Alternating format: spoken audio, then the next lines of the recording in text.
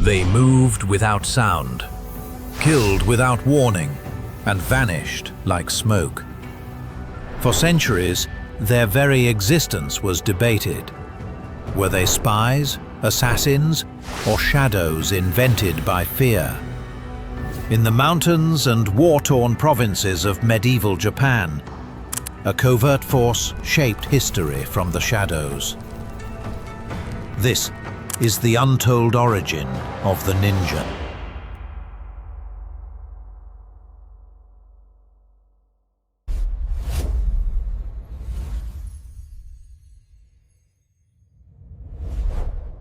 Long before the term ninja existed, Japan was a quilt of fragile loyalties stretched over ambition and collapse. In the Heian period, 794 to 1185, the imperial court in Kyoto still claimed divine authority, but control doesn't survive long on titles. As local clans gained strength, the emperor's influence faded beyond the capital. Taxation, land disputes, and crumbling central administration left entire provinces functionally autonomous. The court could name a governor, but couldn't enforce his power. By the late 1100s, the Genpei War between the Taira and Minamoto clans further loosened the political screws. When Minamoto no Yoritomo established the Kamakura shogunate in 1192, the emperor became a ceremonial ghost, while real power shifted to military rule. Yet, even the early shogunate struggled to control remote regions. Many communities, especially mountain villages, began organizing for survival, not loyalty. Out of this instability came a simple truth. Samurai were built for open honor and visible war, but invisible threats were rising. Honor meant everything to the samurai class. Codes of loyalty, public duels, ritual declarations, and battlefield conduct defined status. Courage was proven in sight, not in secrecy. But when your enemies don't follow your rules, your code becomes a weakness. The people who realized that first were not noble families. They were the ones living between their battles. Ex-soldiers, bandits, ronin, farmers armed out of necessity, and religious ascetics began to craft tactics no daimyo would publicly accept, but secretly pay for. Guerrilla-style attacks, spying, map theft, arson, disguise, and silent nighttime movement became tools of survival. They did not call themselves ninja. They were just doing what the samurai couldn't or wouldn't.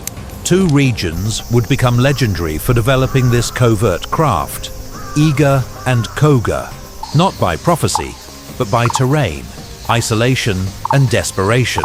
Iga, tucked between Kyoto and Ise Bay, was a land of steep mountains, fog-laced valleys, and forests that could swallow an army whole. Koga, now Kokoshiga Prefecture, just northeast of it, had similar terrain and similar political neglect. Neither area enjoyed consistent oversight from warlords or shogunate authorities. That wasn't a weakness, it was freedom. In the absence of centralized rule, these regions organized into iki, alliances between local clans and villages that pledged mutual protection. Each village became partially self-governed, sharing responsibilities like defense, crop management, road security, and information exchange. When surrounded by enemies and opportunistic samurai, you don't wait for a lord, you become your own. Over generations, these defensive measures evolved into specialized knowledge passed within families. Skills weren't written as noble tradition. They were inherited like farming tools. Families taught their children how to climb walls, move on uneven rock quietly, navigate forests in the dark, listen for patrol patterns, read dialects, and escape without trace. Stealth wasn't mystery, it was survival. By the 14th century, the term Shinobi no Mono began appearing in Japanese war chronicles. Shinobi comes from the verb shinobu, to endure, to conceal, to slip unseen. These operatives weren't mystical, they were practical. They did what hired samurai wouldn't admit to: infiltration, sabotage, misdirection, and intelligence gathering. Samurai lords, even those who claimed to despise underhand tactics, quietly employed shinobi when open warfare risked too much. A burning storehouse could end a siege faster than 100 swords.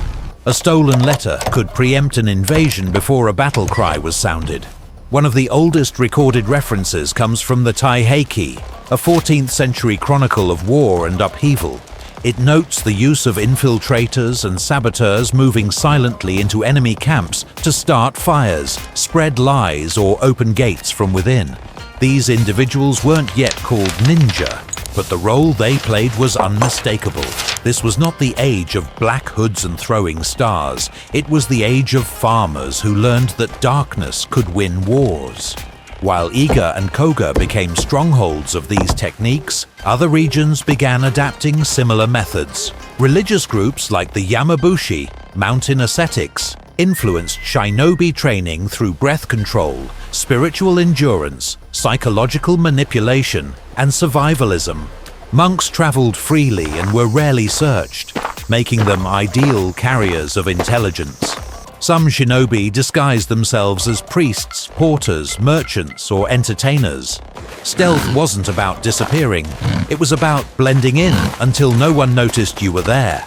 The Ashigaru, low-ranking foot soldiers with little armor or status, also contributed techniques. These were not honor-bound warriors. They were expendable, mobile, and often desperate.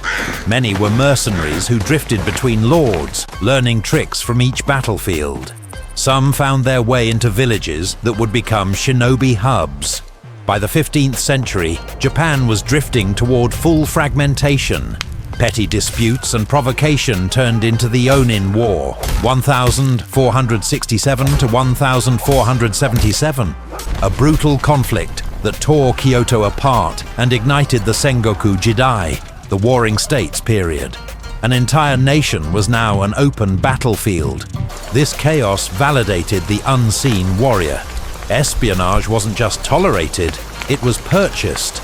Daimyo, who once scoffed at covert tactics, now hired shinobi to gather intelligence on enemy troop movement, find weak points in castles, bribe guards, intercept supply lines, forge documents, or spark confusion before a raid.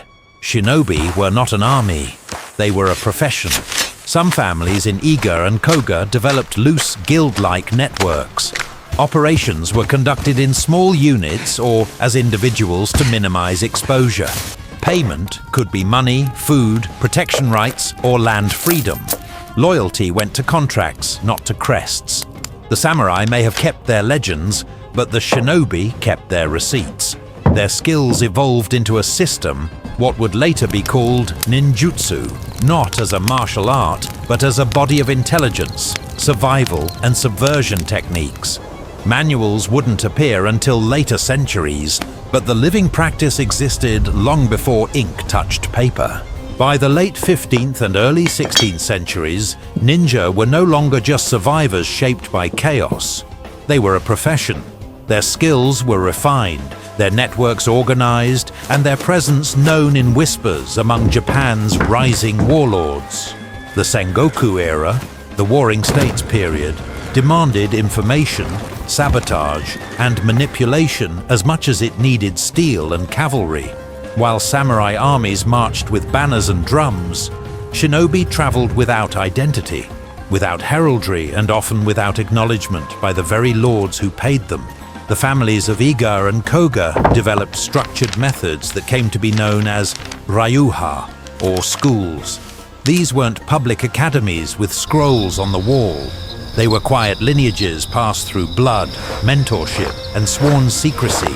Some of the most referenced traditions include Iga Ryu, Iga School, known for infiltration, night tactics, arson techniques, explosives, and disguise. Koga-ryu, Koga School, used networks across villages for intelligence gathering and escape routes. Kishu-ryu and others, smaller regional branches tied to local lords or religious institutions. Unlike samurai dojos, shinobi training wasn't designed for honor or combat prestige. The focus was on mobility, deception, survival, and endurance. Shinobi weren't bred to win battles, they were taught to avoid them. A shinobi might never draw a sword if they did their job right. Their power came from moving where swords were never drawn to begin with. Shinobi mastered the art of hensojutsu, disguise and impersonation. They could pose as traveling monks, merchants or peddlers, entertainers, handymen and carpenters, farmers or porters, foot soldiers, servants or messengers. They studied local dialects, mannerisms, clothing customs, religious greetings and trade routes. Their presence in enemy towns or camps rarely drew attention because it didn't need to. Shinobi training included climbing techniques for trees, cliffs and castle walls, silent walking on uneven ground, using toe-first pressure and body balance, river crossing methods using flotation tools or current timing, firecraft for both sabotage and signal use, night vision practice by adjusting to darkness rather than relying on light sources. Escape and evasion were cornerstones. They were taught how to disappear into forests, travel across ridges at night, and follow water to cover scent trails. Each mission included a planned exit before it ever began. While samurai valued head-on battle, Shinobi understood something timeless. Information wins wars before armies do. They gathered maps of fortifications and hidden gates, supply routes, food reserves, and armory locations, army movements and alliances, personal weaknesses of commanders, letters, signals, or internal disputes. They memorized layouts rather than stealing scrolls when possible. When they needed written intel, it was hidden in clothing seams, bamboo tubes, or coded poems. Some served temporarily within enemy domains as stable hands, guards, servants, or entertainers, just long enough to gain access to restricted areas. Contrary to popular media, Shinobi did not use a special straight sword. Most used standard wakizashi, short katana, or even farming blades adapted for combat. The so-called ninjato, seen in modern media, is a 20th century creation. Weapons they did actually use included short swords and daggers, kunai, originally masonry tools for prying and climbing, sanjaku tenugui, long cloth used for choking, tying, or climbing, shuriken, throwing blades used for distraction, not killing, rope and grapnels for scaling, metsubushi powders, thrown in eyes to blind pursuers, fire devices to destroy supplies or create panic. One of the most feared tactics was Kaginawa arson, infiltrating fortresses to set fire at precisely vulnerable points. Granaries, powder rooms, sleeping quarters, wall supports. A single fire could halt a campaign. Shinobi didn't have to slaughter an army. They just had to starve it, blind it, or fracture its unity. Fear is an invisible ally. Shinobi used staged hauntings, supernatural incidents, and rumor campaigns to soften an enemy long before a direct strike. They'd plant talismans, animal sounds, or omens to trigger anxiety or desertion. Warriors who believed a castle was cursed or infiltrated slept poorly and fought worse.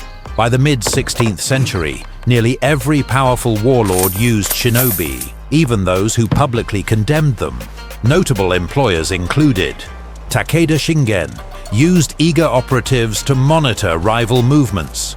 Uesugi Kenshin deployed spies to gather intel on alliances and supply chains. Oda Nobunaga hired shinobi before later attempting to destroy Iga. Toyotomi Hideyoshi used infiltration before sieges. Tokugawa Ieyasu later absorbed shinobi into his shogunate. Some ninja served in intelligence relay chains using smoke signals, lantern codes and runners. Others coordinated with castle insiders through bribes and blackmail. In 1579, and again in 1581, Oda Nobunaga launched aggressive invasions into Iga province. The first campaign was repelled by guerrilla resistance and coordinated defense. The second was overwhelming, up to 60,000 troops against a few thousand Iga fighters. Villages burned. Many shinobi were killed or scattered, but this wasn't an extinction. It was a diaspora. Survivors offered their talents to rival daimyo, especially Tokugawa Ieyasu, who later rewarded them with official roles once he unified Japan. One famous anecdote, likely half truth, half legend, claims that after Nobunaga's death at Honnoji in 1582, it was Iga Shinobi who helped Ieyasu escape pursuit and reach safety. Whether that moment is fact or embellishment, it symbolized something real. The age of the freelance ninja was about to evolve into something more organized. In the late 1500s and early 1600s, shinobi knowledge began to be written down, not for the public, but to preserve techniques. These texts, later formalized, included Ninpaiden, 1655, Shoninki, 1681, Bansenshukai, 1676. They covered disguise strategies, infiltration routes, survival methods, psychological manipulation, firecraft and explosives, communication codes, ethical rules for covert action. The manuals weren't about fantasy. They were practical intelligence documents, centuries ahead of their time.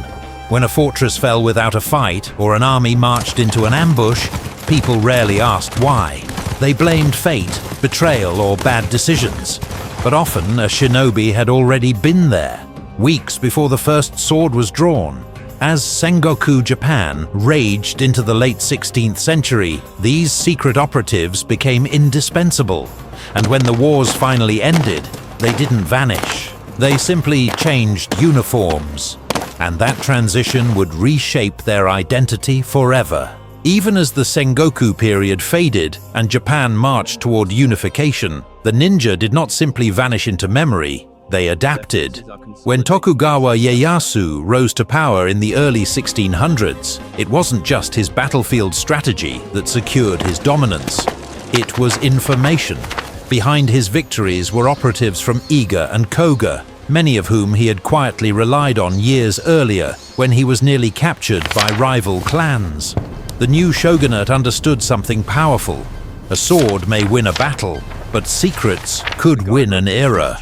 With the Tokugawa shogunate enforcing peace across the islands, the age of open war ended, but espionage never did. The ninja were no longer raiding castles or setting fires to enemy barracks. Now they slipped into roles the world would never suspect. Some became official intelligence officers, working as metsuke and onmitsu, the eyes and ears of the shogunate. They blended into merchant routes, temple networks, theater troupes, and even the servant class. Their disguises no longer involved night cloaks and grappling hooks. They wore the anonymity of ordinary life. The Bansenshukai and other shinobi manuals became their new weapons, books so dense with coded strategy, hidden locks, and symbolic instructions that only trained minds could decipher them. These records reveal that real ninjutsu was not about sprinting across rooftops or vanishing in clouds of smoke. It was quiet warfare, poison-making, infiltration, forgery, surveillance, rumors, bribery, sabotage, and psychological pressure. Their greatest talent was turning invisibility into influence. But even as their skills stayed relevant, their name became dangerous. The word ninja itself began to fade from official documents. The shogunate preferred sanitized terms like rappa, supper, or onmitsu, anything that didn't evoke the chaos of Japan's fractured past. If a shinobi was caught, no one would admit he was ever employed. Their existence became something the state relied on and denied. When Commodore Perry's black ships arrived in the 1850s, forcing Japan's isolation to end, people talk about samurai clashing with modernity, but few mention that shinobi families were still in the background, mapping Western movements and tracking internal dissent. As the Meiji era wiped out the samurai class and declared a new Japan, shinobi knowledge survived quietly in bloodlines, military schools, and police networks. They didn't cling to the past, they simply changed uniforms. Then came the 20th century. Wars with Russia and China, World War II, and Japan's rapid modernization created new arenas for invisible work. Former shinobi descendants found roles in military intelligence and counter-espionage. They no longer carried blowguns or firebombs. They handled encryption, reconnaissance, infiltration, and silent elimination. The techniques of the Iga and Koga still had value, even if no one dared speak their names aloud. And as the centuries passed, something unexpected happened. The world rediscovered them, but not as they were. Western storytellers and Japanese pop culture reshaped history into fantasy. Suddenly, the Shinobi were acrobats dressed in jet-black suits, leaping across moonlit castles, armed with throwing stars and mystical powers. The myth became so popular that it replaced the truth in the minds of millions. Even now, traces of ninjutsu are alive in modern Japan. Certain military survival courses still borrow from Shinobi fieldcraft. Some police units study stealth entry techniques rooted in old Shinobi teachings. Families in Mie and Shiga quietly preserve scrolls and oral traditions passed down through generations. Museums in Iga and Koga display weapons that were never meant to be admired, only used once and then forgotten. In intelligence agencies around the world, their principles endure. Disappear into your surroundings, gather what others overlook, strike without leaving a shadow. The ninja did not vanish. They dissolved into the fabric of history, shaping events without signatures. Their true legacy isn't the sword or the shuriken. It's the idea that real power doesn't always need recognition. If this journey into the real world of Japan's hidden assassins pulled you in, don't let it end here. Hit that like button to support more deep-cut historical documentaries, drop a comment with the era or culture you want uncovered next, and make sure you subscribe so you never miss the stories history tried to keep in the dark.